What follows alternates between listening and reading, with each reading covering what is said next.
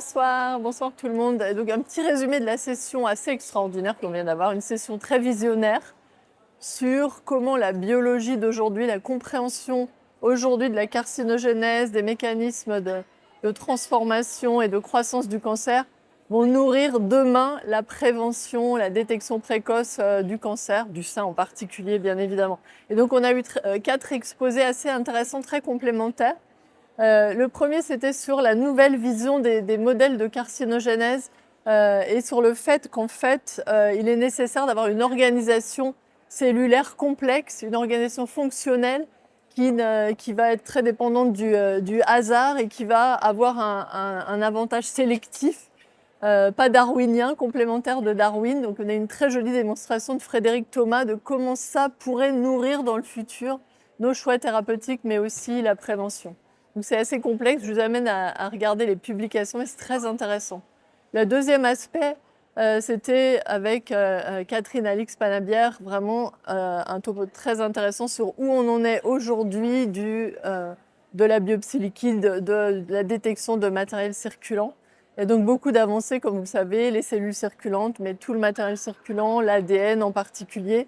Et donc là aussi, on a discuté de où on en est. Donc beaucoup de tests en développement, aucun qui soit encore absolument utilisable dans le cancer du sein pour la prévention et le dépistage précoce, mais des choses qui vont venir dans les années qui viennent vraisemblablement. Sûrement dans d'autres cancers avant le cancer du sein, mais c'était intéressant d'en discuter.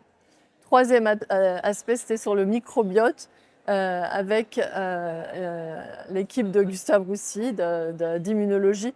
Et là aussi, très intéressant, beaucoup d'avancées qui nourrissent un peu le cancer du sein, mais qui viennent un peu des autres champs, des avancées avec les dysbioses intestinales, donc ces anomalies d'équilibre bactérien dans le tube digestif qui conduisent à la survenue d'un cancer, ou aussi à la résistance au traitement, aux effets secondaires, etc. Et comment on pourrait dans le futur changer cet équilibre intestinal pour prévenir le cancer ou prévenir la résistance au traitement.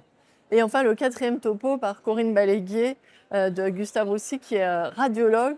Là, c'était sur la vision de où on en est aujourd'hui des connaissances sur l'imagerie, sur comment est-ce qu'on peut évaluer le risque de cancer du sein à partir des images. Et donc, on a parlé de la classique densité mammographique qui est vraiment très établie aujourd'hui, pas seule, mais en association avec d'autres facteurs.